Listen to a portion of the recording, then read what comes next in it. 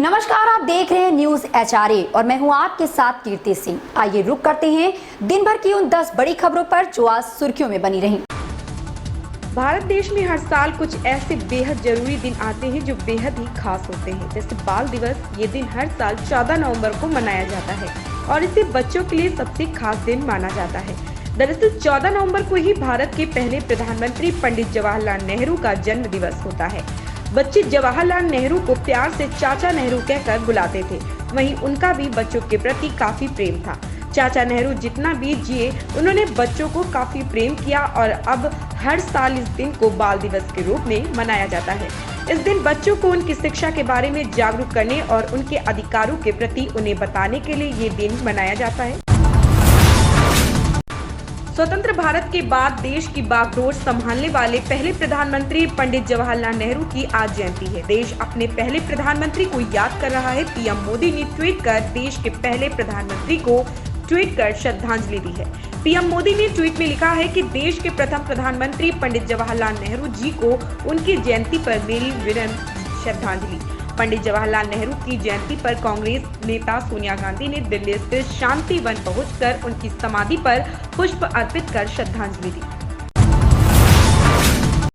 राजस्थान राज्य सरकार ने सरकारी स्कूलों के 11,353 शिक्षकों को उप प्राचार्य पदों पर पदोन्नत करने का निर्णय लिया। 12 नवंबर 2021 को मुख्यमंत्री अशोक गहलोत की अध्यक्षता में हुई एक समीक्षा बैठक में यह निर्णय लिया गया था। इस कार्यान्वयन के साथ राजस्थान शिक्षक भर्ती 2021 की पूर्व में जारी 3,533 प्रमुख पदों की अधिसूचना फिलहाल जारी रहेगी। उत्तर प्रदेश के विभिन्न जिलों से होते हुए वाराणसी जा रही मां अन्नपूर्णा पुनर्स्थापना यात्रा का राजस्थानी पहुंचने पर शनिवार को जोरदार स्वागत किया गया। प्रदेश के कानून मंत्री ब्रजेश पाठक कानपुर से ही रथ यात्रा में शामिल होकर लखनऊ पहुंचे। कानपुर रोड से सरोजनी नगर में प्रवेश पर राज्य मंत्री स्वाति सिंह के नेतृत्व में कार्यकर्ताओं ने पूजा अर्चना संग पुष्प वर्षा की। इसके बाद शहर के विभिन्न स्थानों पर प्रदेश सरकार के मंत्री आशुतोष टंडन व महापौर संयुक्ता भाटिया के अलावा विधायकों व भाजपा कार्यकर्ताओं ने यात्रा की अगवानी की। टेक्नो ने अपने budget smartphone techno pop 5C को लॉन्च कर दिया है। टेक्नो पॉप 5C एक एंट्री लेवल फोन है जिसे एंड्रॉइड 10 गो एडिशन के साथ लॉन्च किया गया। टेक्नो पॉप 5C की डिजाइन साधारण है। डिस्प्ले के साथ पतला बेजल भी मिलेगा। फोन के बैक पैनल पर सिंगल रियल कैमरा सेटअप है। टेक्नो पॉप 5C की कीमत के बारे में अभी कोई जानकारी नहीं दी गई, लेकिन फोन के फीचर्स के हिसाब से कहा जा सकता है कि इसकी कीमत बजट में ही होगी। टेक्नो पॉप 5C को लेग ब्लू और डार्क कलर वेरिएंट के साथ ग्लोबल साइट पर लिस्ट किया गया है। पूर्वी उत्तर प्रदेश में 28 जिले हैं। 28 जिलों की 164 विधानसभा सीटों में से 2017 में 115 भाजपा के खाते में चली गई थी। इसे अपने पाले में बनाए रखने के लिए केंद्रीय गृह मंत्री अमित शाह ने सपा के गढ़ आजमगढ़ में बड़ी शुरुआत की है।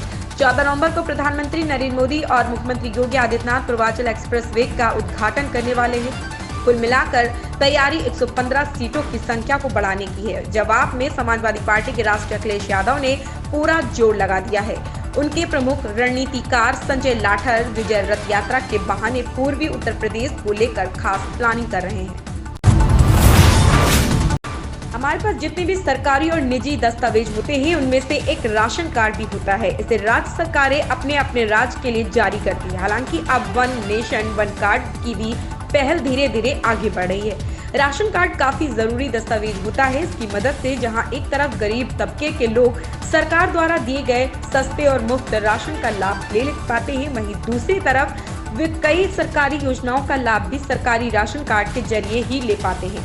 हमारे देश में काफी संख्या में गरीब लोग ऐसे हैं जो इस सुविधा का लाभ लेते हैं, लेकिन इस बात से भी इनकार नहीं किया जा सकता है कि अब भी कई ऐसे जरूरतमंद लोग हैं जिनके पास राशन कार्ड नहीं है। ऐसे में हम आपको राशन कार्ड बनवाने की आसान सी प्रक्रिया के बारे में बताने जा रहे हैं। ऑनलाइन राशन कार्ड बनवाने के लिए आपको सबसे पहले अपने राज्य के पोर्टल पर जाना होगा। उदाहरण के लिए अगर आप उत्तर प्रदेश के निवासी हैं तो आपको fcs.up.government.in वेबसाइट पर जाना होगा।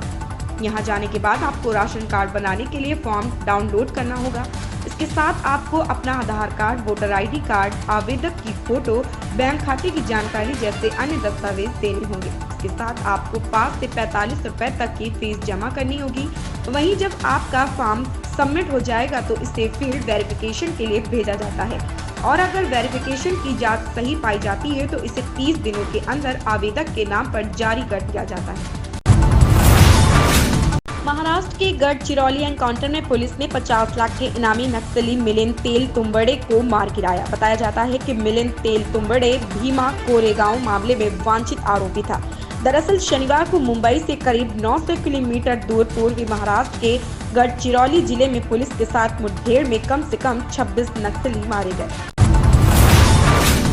PTC industries UP defence industrial corridor Lucknow में पहले परिचालन संयंत्र के उद्घाटन के साथ रक्षा और एरोस्पेस संबंधी विनिर्माण में एक बड़ी छलांग लगाई। पीटीसी की सहायक कंपनी एरोलॉय टेक्नोलॉजी अब विमान के इंजन, हेलीकॉप्टर इंजन, हवाई जहाजों के लिए संरचनात्मक भागों, ड्रोन और यूएवी, पनडुब्बियां, ultra light artillery gun, space launch vehicle और स्ट्रेटजी सिस्टम के लिए यहां पुर्जों का निर्माण करेगी। इन्हें अब तक देश में आयात किया जा रहा था। लोग सार्वजनिक परिवहन के अलावा अपने वाहन से ट्रैवल करना काफी पसंद करते हैं। कोई अपने दफ्तर के लिए बाइक या कार का इस्तेमाल करता है तो कोई कॉलेज या अन्य जगहों पर जाने के लिए अपने पर्सनल वाहन का इस्तेमाल करता है। लेकिन अगर हमें अपना वाहन जैसे बाइक, कार या अन्य वाहन चलाने हैं तो इनके लिए हमें ड्राइविंग लाइसेंस बनवाना पड़ता है। इस दस्तावेज को आपके एरिया में स्थित RTO इसको जारी करता है, जो आपको गाड़ी चलाने के अधिकार प्रदान करती है। ऐसी ही खबरों से जुड़े रहने के लिए आप देखते रहें न्यूज़ HRA।